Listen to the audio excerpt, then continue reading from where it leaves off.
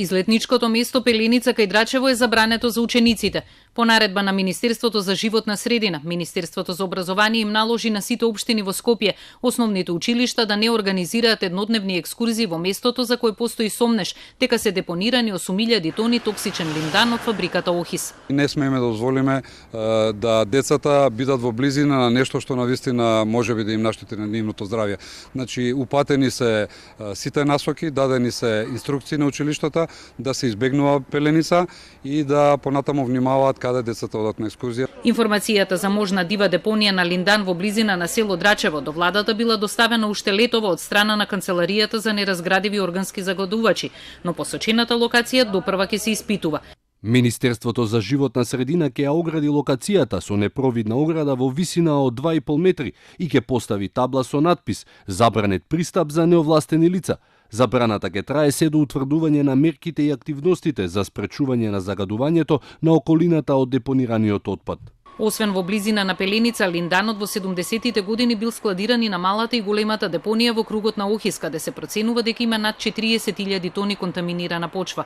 Владата пред неколку дена најави дека за чистење на двете депонии се бараат од дома и странство 40 до 260 милиони евра.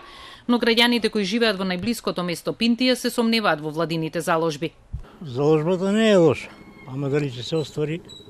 Овој само мали деца можат овака да обеќат и да не исполнат. Тоа очекувам од оваа влада. Дали линданот ви предизвикува здравствени проблеми, се жали? Како не, јас имам девојка болна, многу. Посебно ова време многу го чувствувам. Главоболки, омалаксаност.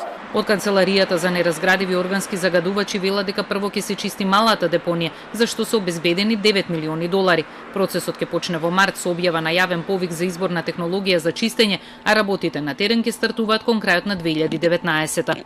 Предвидено е оној кој ќе понуди најдобра технологија да има обврска пред да започне со третманот на малата депонија, да ја покрие големата, се до моментот додека не се обезбедат нови средства, тоест поголема сума која би била доволна за неа, за големата депонија, да биде покриено со цел да се спречат било какви дополнителни емисии во иднина, дали во подземните води со продирање на атмосферските падавини или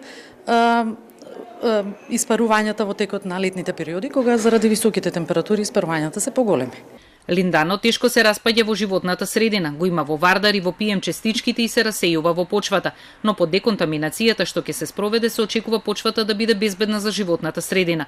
Според ДУПот, до 2024 година спорната локација е наменета за индустријски потреби, но останува отворено прашањето дали потоа просторот ќе биде погоден за резиденцијални објекти и живеење.